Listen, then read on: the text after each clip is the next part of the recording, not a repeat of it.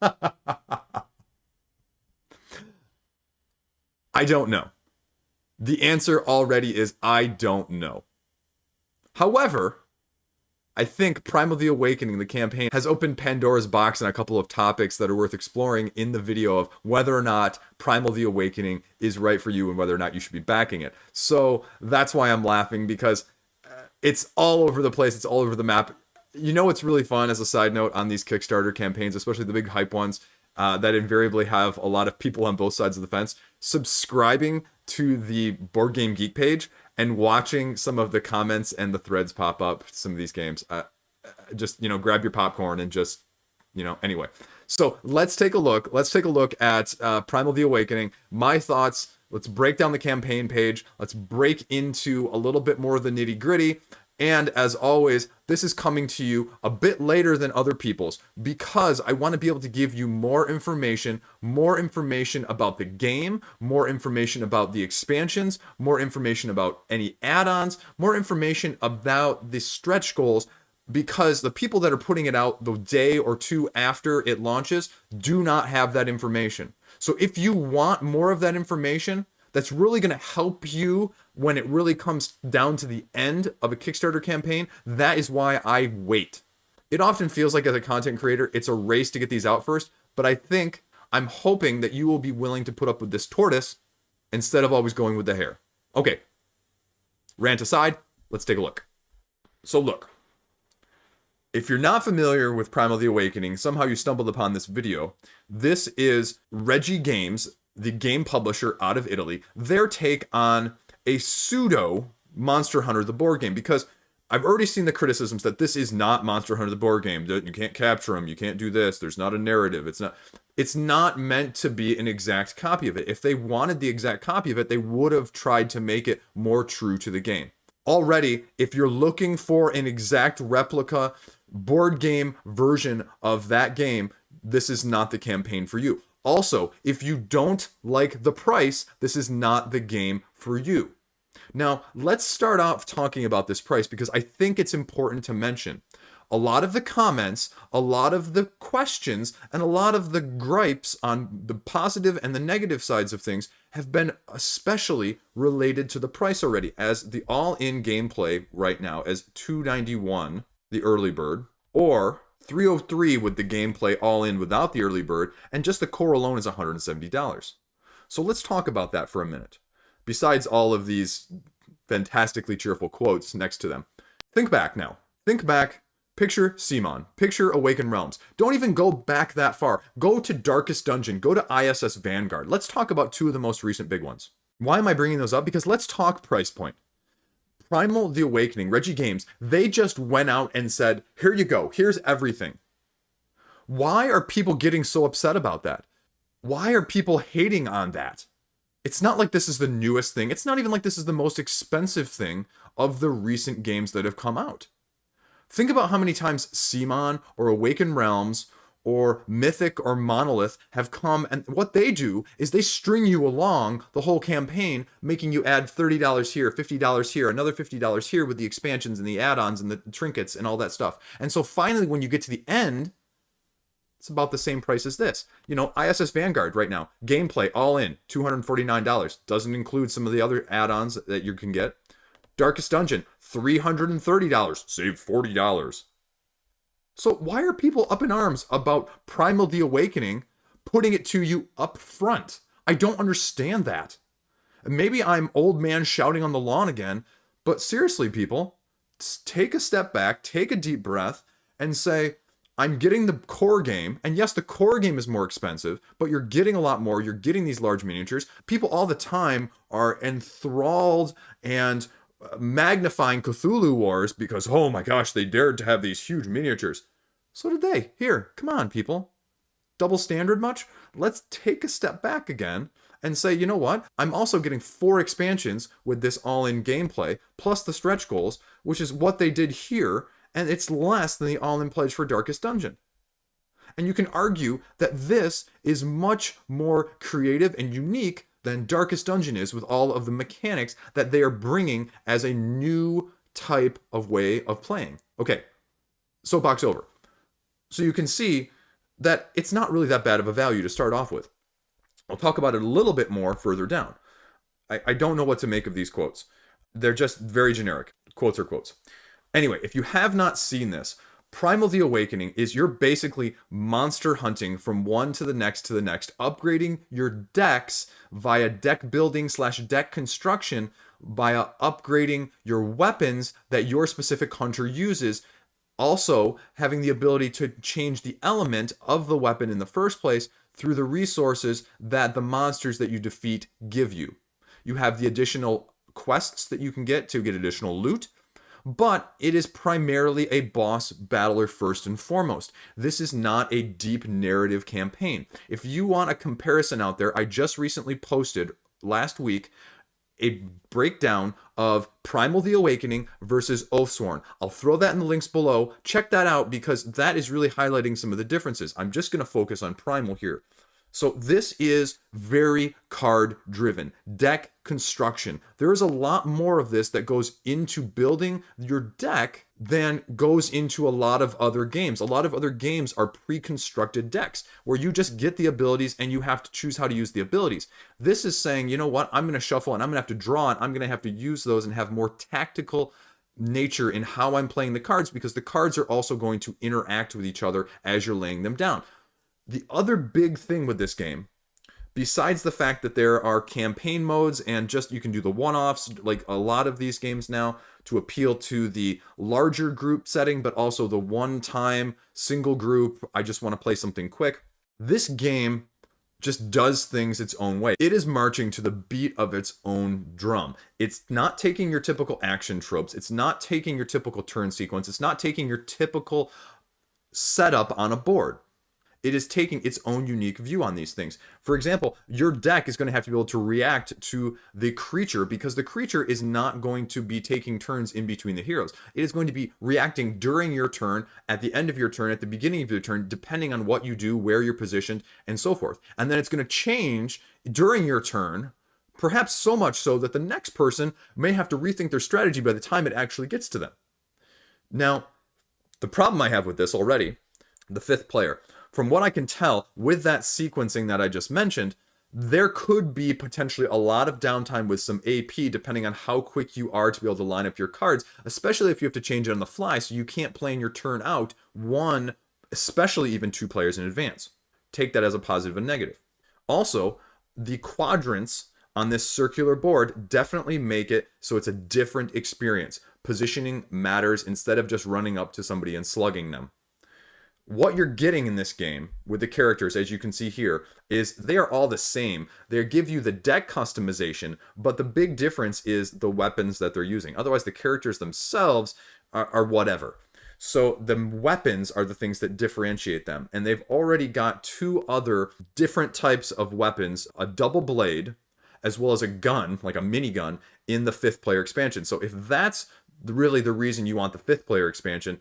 Now, speaking of the monsters, and these miniatures look great. They're massive. You can make the argument, and I will not argue or debate the point that these are superfluous and that standees would have been an amazing substitute. And as I did on Oathsworn, I would back the standee version here to save money elsewhere. However, they did not do that, so you're just going to have to deal with what they gave you. You either like it or you don't. My concern with the monsters, though, is they all have these decks. And there are like 11 monsters in the core, and each of the expansions has 2 additional monsters. Without having played it, without having looked at it, my biggest concern, especially if you get the gameplay all in at this point, which has potentially like 6 or 7 extra monsters, is how different are these monsters going to be?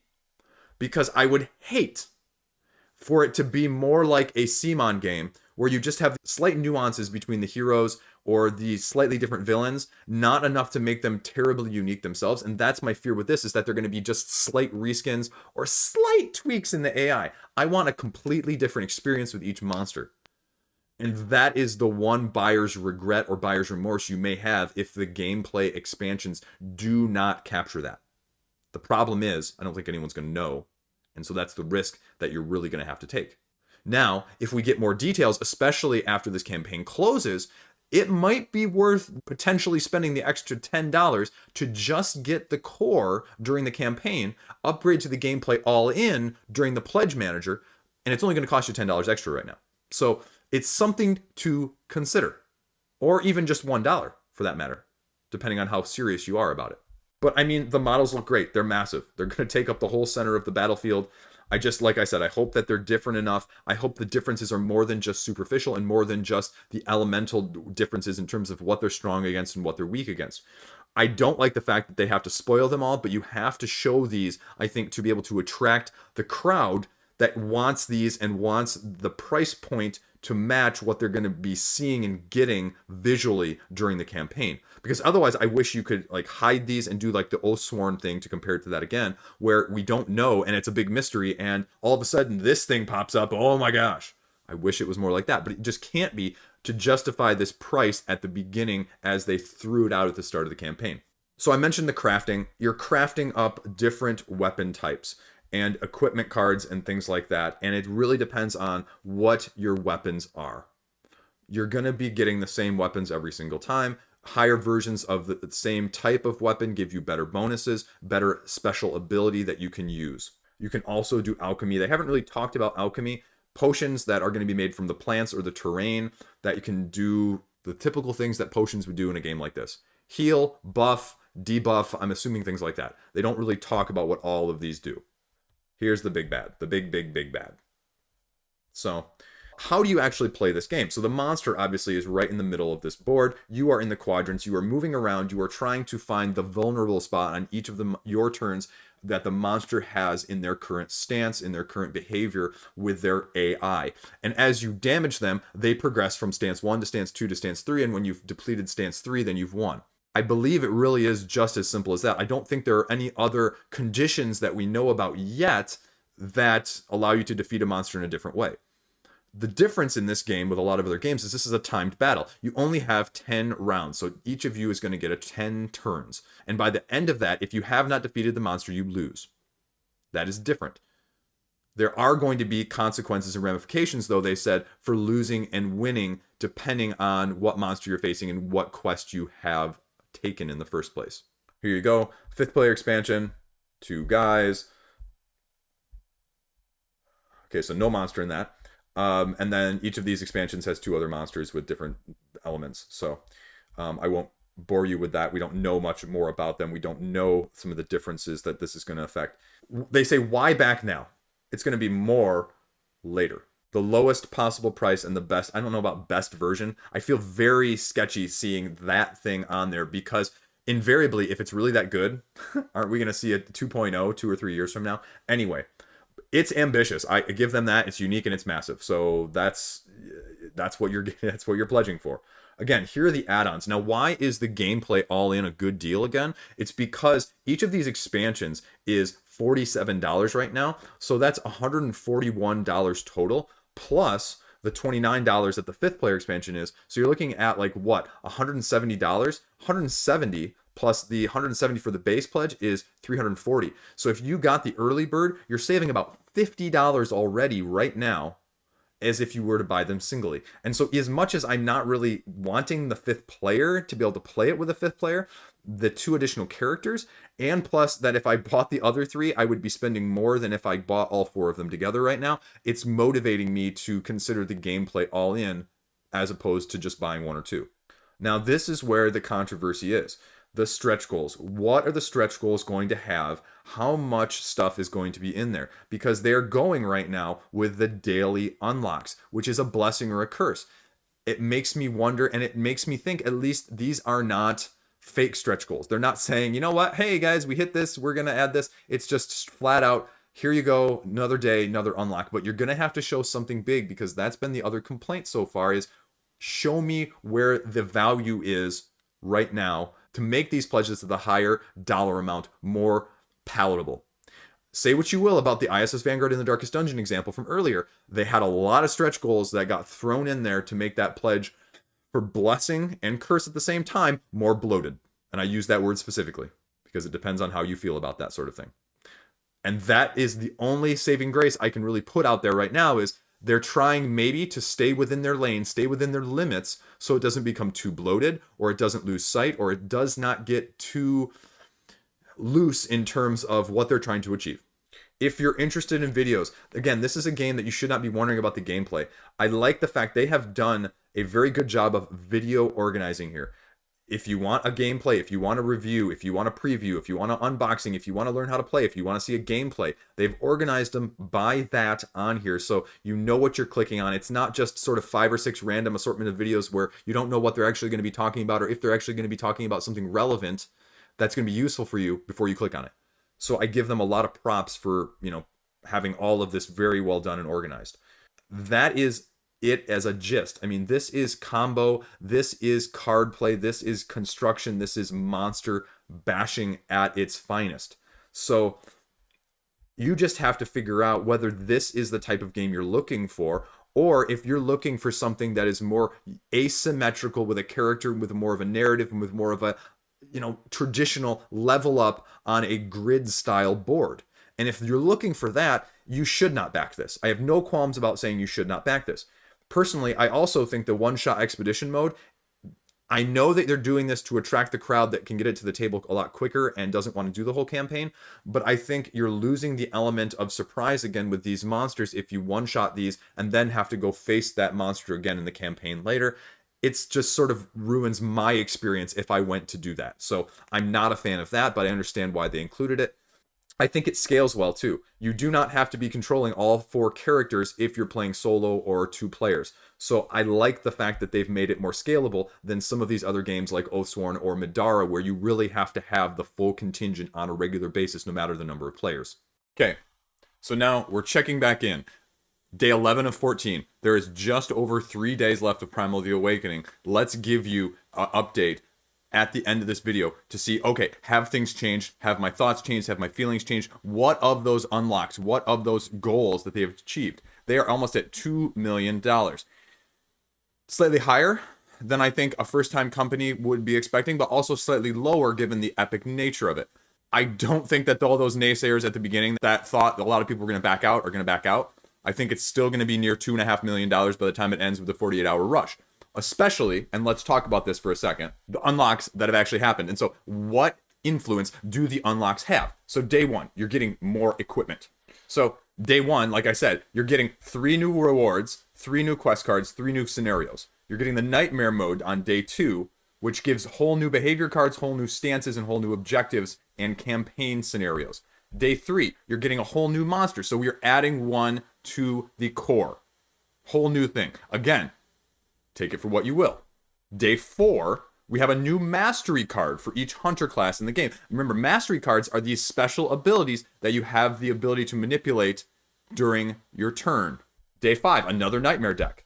Day 6, another nightmare deck. Day 7, another monster. So already, that core pledge is looking like a lot more value. Day 8, another nightmare. Okay, so we're not getting as much variety as I would have hoped for.